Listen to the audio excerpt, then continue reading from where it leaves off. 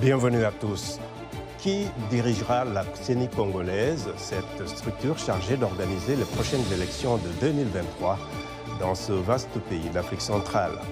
Les Congolais vont devoir patienter encore avant de connaître son nom après que les 8 confessions religieuses chargées de proposer une personnalité n'ont pu trouver un consensus. 6 d'entre elles ont déposé auprès de l'Assemblée nationale leur PV en désignant leur candidat en l'absence de l'Église catholique et de l'Église de Christ du Congo. L'absence de consensus a provoqué une tension à Kinshasa au cours du week-end dernier avec une attaque contre l'archevêché de la capitale largement condamnée. Avec nos invités, nous tenterons de comprendre le blocage dans le processus de désignation des membres de la CENI et les enjeux dans la composition de cette structure en vue des élections de 2023.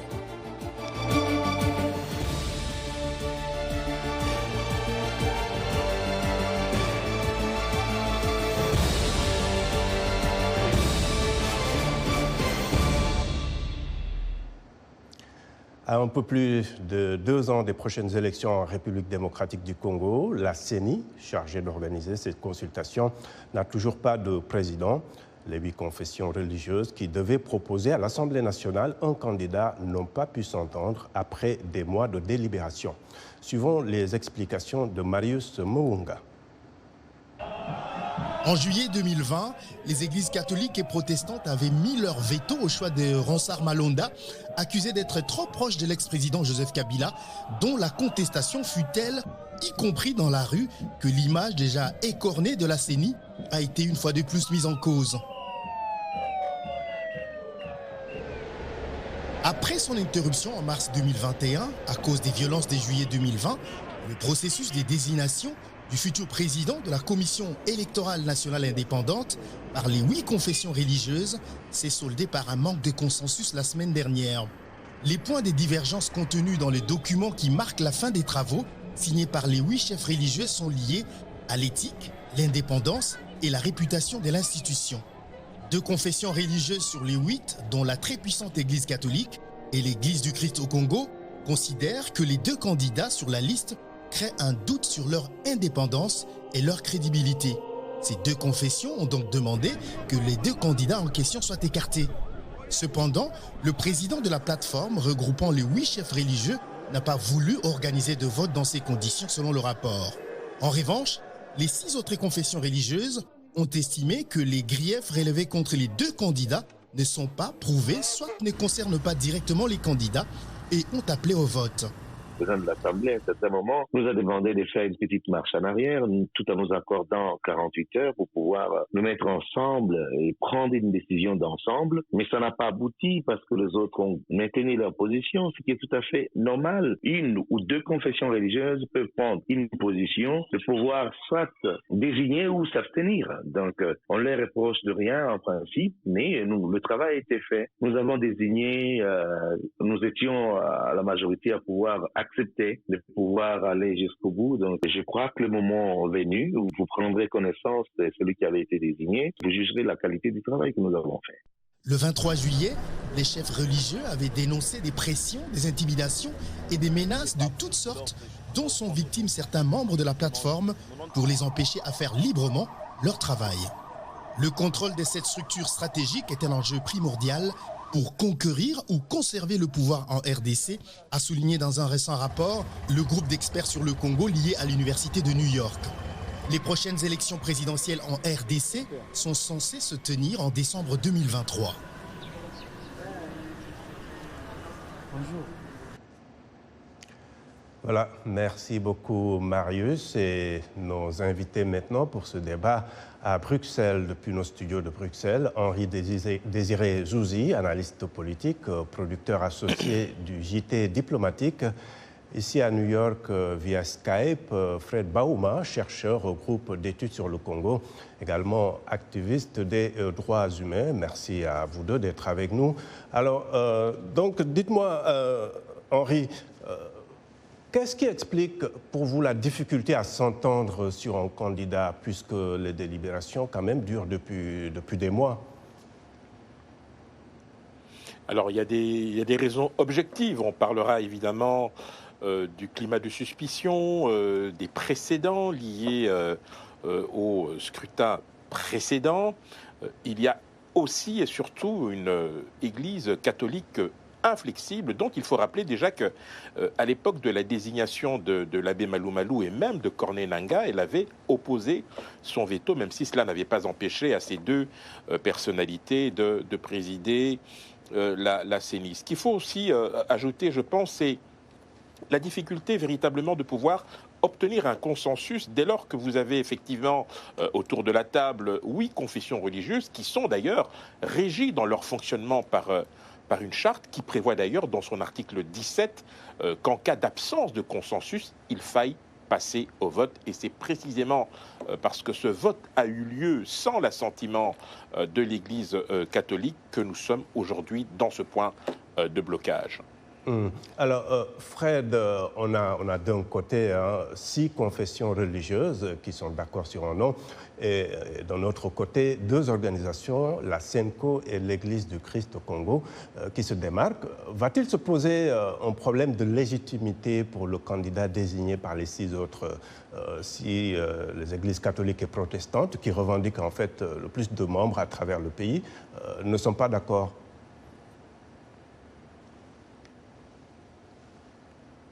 Je crois qu'on a quelques soucis pour vous entendre. Vous m'entendez? Oui, allez-y, Oui. allez-y. Merci. Merci beaucoup, Abdou. Je pense qu'il y a il y aura un problème de légitimité absolument pour le nouveau candidat. Comme Henri le disait, ce ne sera pas la première fois, au moins, que l'Église catholique émet ses réserves et même refuse de participer à la désignation d'un président de la CENI. On sait que depuis 2006, pratiquement, depuis 2005, l'Église catholique n'a jamais validé un président de la CENI, qui devrait normalement venir de confessions religieuses. Mais dans les années passées, l'Église catholique a été parfois seule contre toutes les autres églises. Pour cette fois, on voit que les 2 églises les plus importantes du pays ne soutiennent pas ces candidats.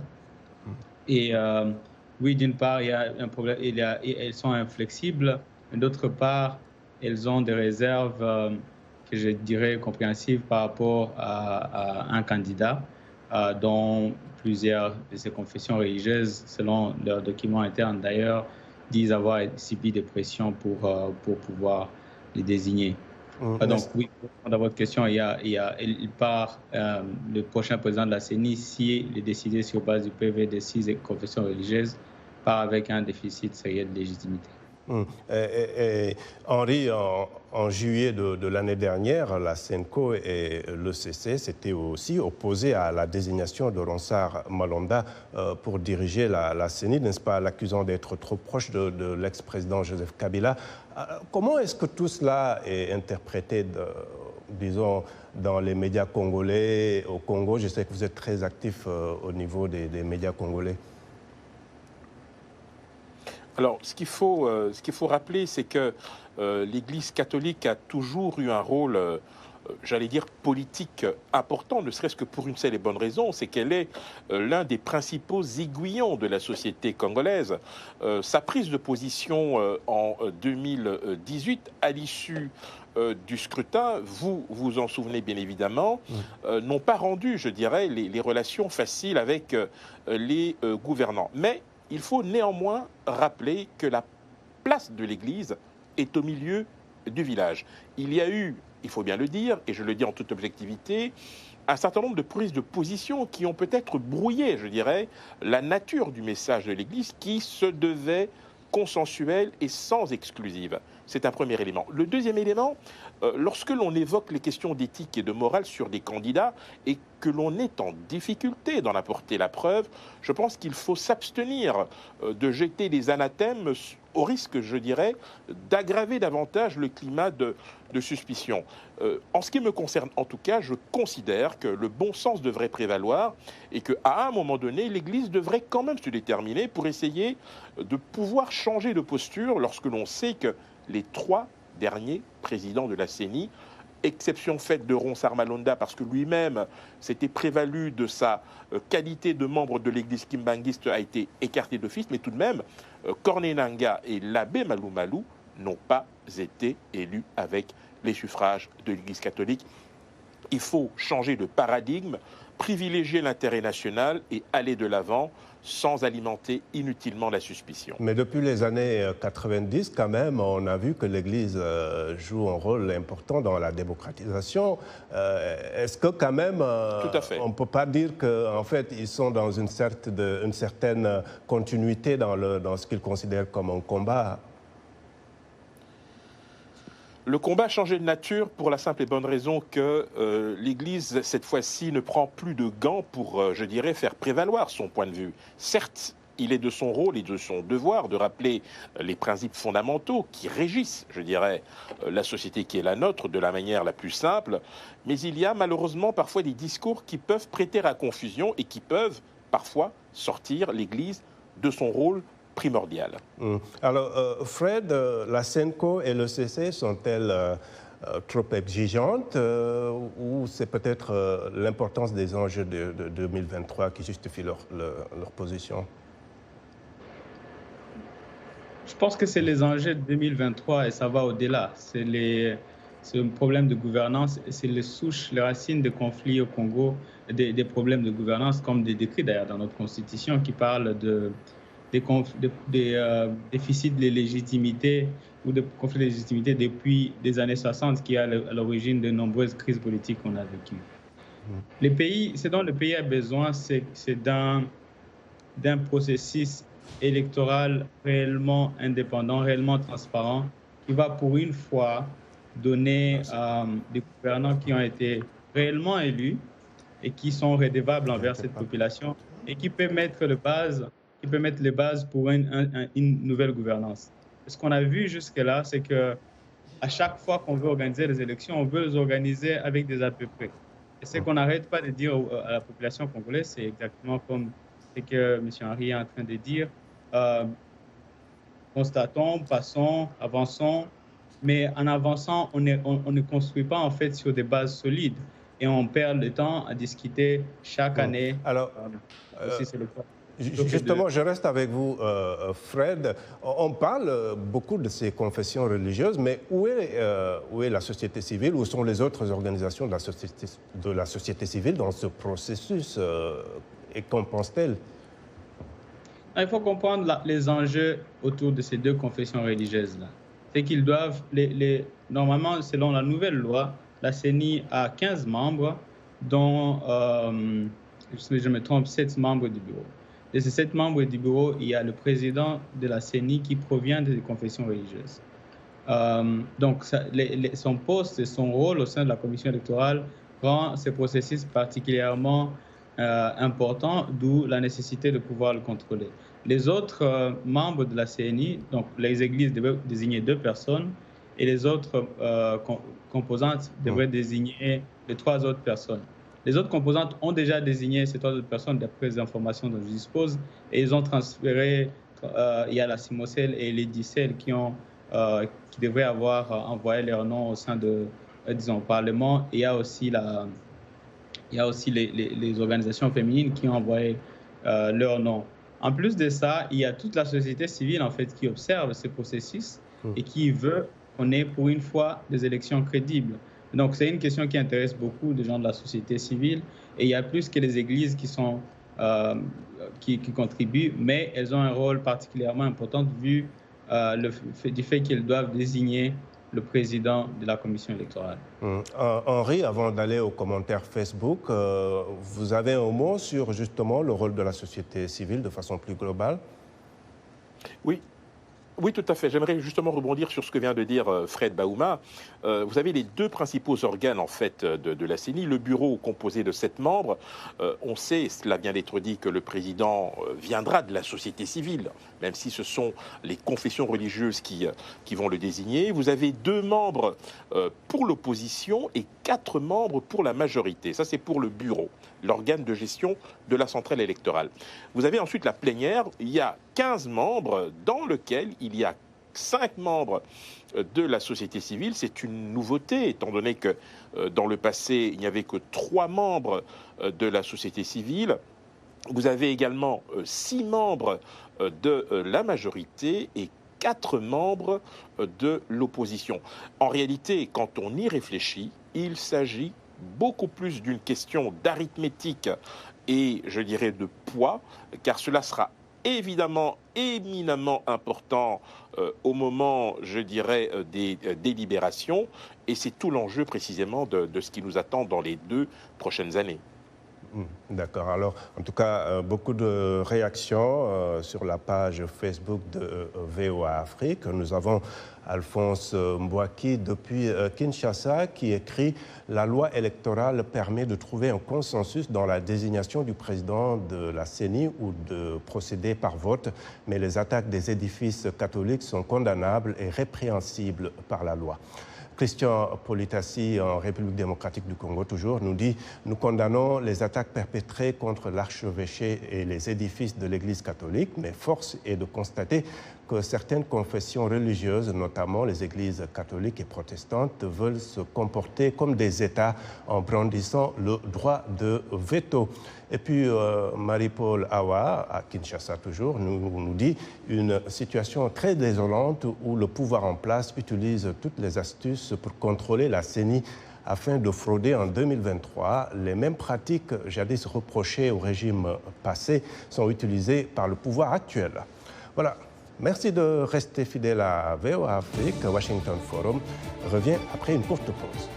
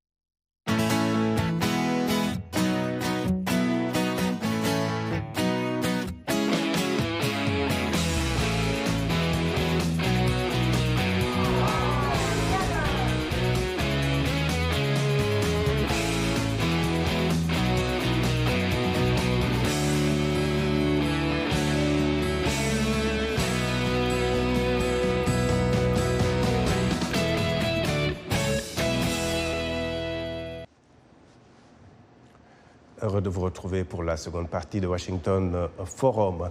Direction Kinshasa, où les populations suivent avec intérêt les péripéties de la désignation du président de la CENI.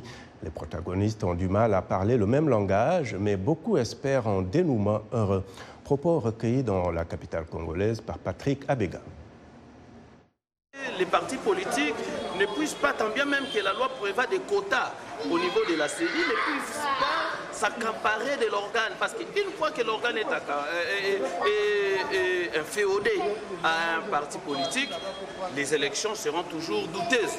Voilà pourquoi, pour ce qui nous concerne, j'aimerais appeler tout le monde au calme, tout le monde au respect de la loi. Parce que la loi est claire dans ce qui concerne les désignations des membres de la CENI. Et nulle part dans notre constitution, il est dit que la République démocratique du Congo est un État catholique ou un État protestant. Donc les autres confessions religieuses qui ont été minoritaires par rapport à cette désignation du président de la CENI et des autres membres, qu'ils puissent se conformer à la loi de la majorité. Je voudrais d'abord, dans un premier temps, encadrer ces gens pour la dernière fois, pour qu'ils puissent encore retraiter cette situation.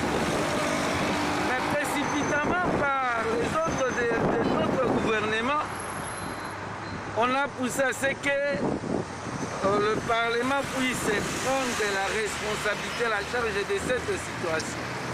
Alors on ne fait rien parce qu'ils savent que peut-être les religieux ne seront pas capables parce qu'ils sont en train de disputer les pouvoirs pendant que nous cherchons à ce que nous pouvons avoir les gens crédibles qui sont capables à faire des élections et de donner des résultats palpable par rapport aux élections. Nous voulons avoir les élections libres, démocratiques, transparentes en 2023. Nous ne sommes pas d'accord pour un glissement.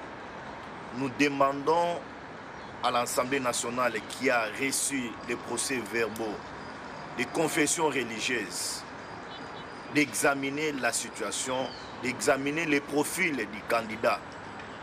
Parce qu'ils doivent miser sur la compétence, sur l'intelligence et sur l'expérience pour que nous ayons un bon président de la Commission électorale nationale indépendante. Voilà quelques réactions à Kinshasa et je rappelle mes invités à Bruxelles, Henri Désiré Zouzi, analyste politique, producteur associé du JT diplomatique, et à New York, Fred Bauma, chercheur au groupe d'études sur le Congo, activiste des droits humains. Alors, Henri, quels sont selon vous les défis qui attendent la CENI, qui doit organiser les prochaines élections dans ce vaste territoire de plus de 2 millions de kilomètres carrés?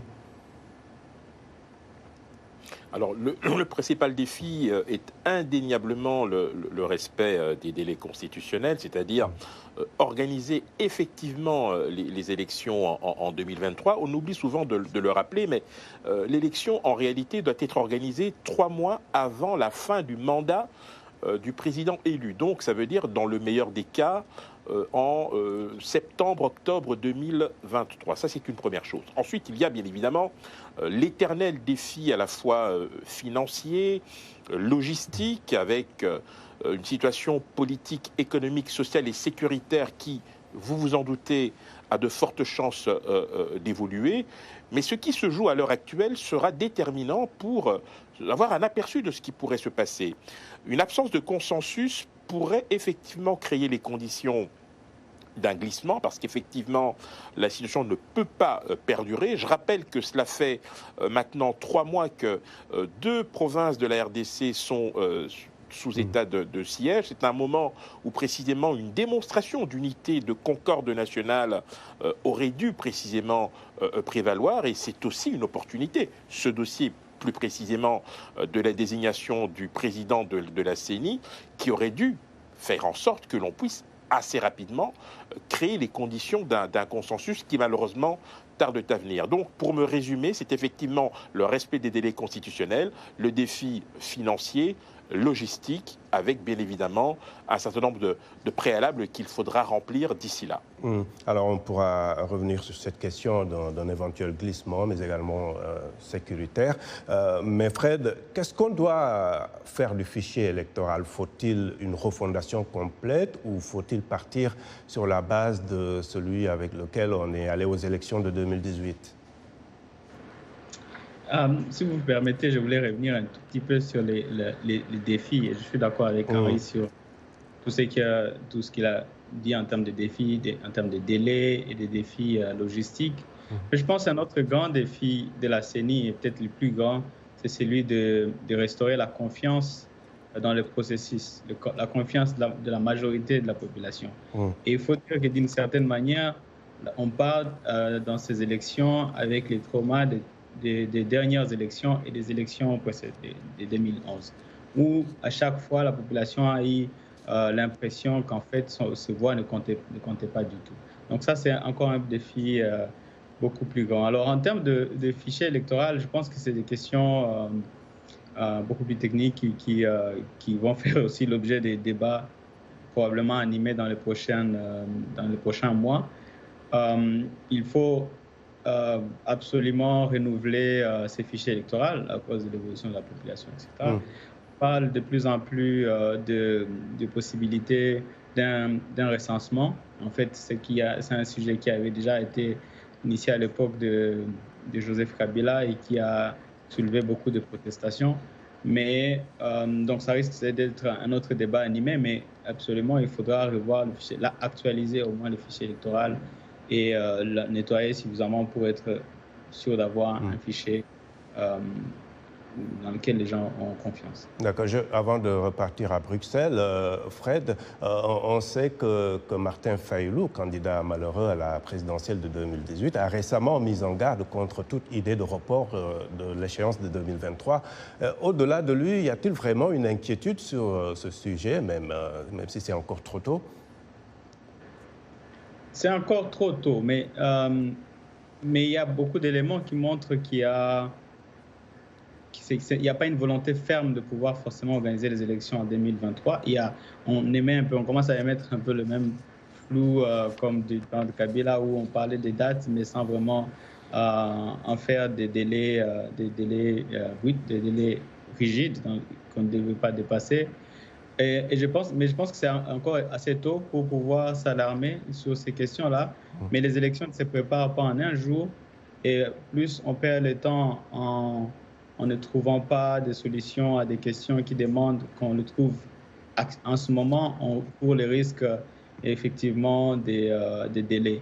Et si on veut apprendre des expériences passées, à chaque fois qu'on parle des prolongations, des possibilités de glissement, c'est en fait des crises politiques qu'on est en train de nourrir, et il vaut mieux le prévenir aujourd'hui plutôt que d'attendre que les gens commencent à aller dans la rue pour pouvoir le régler. Henri, l'inquiétude de Fayulu est-elle fondée ou pas? Écoutez, c'est une inquiétude qui est partagée par bon nombre de concitoyens, mais encore une fois, il ne suffit pas de jeter des anathèmes.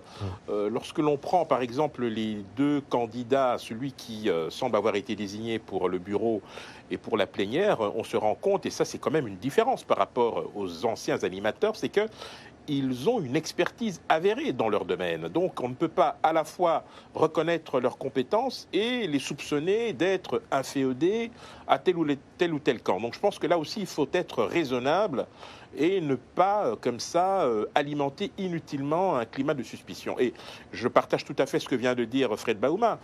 Le principal défi sera effectivement rétablir la confiance, parce que c'est vrai que ces dernières années, il faut remonter quand même à 2006, elle a été sérieusement écornée.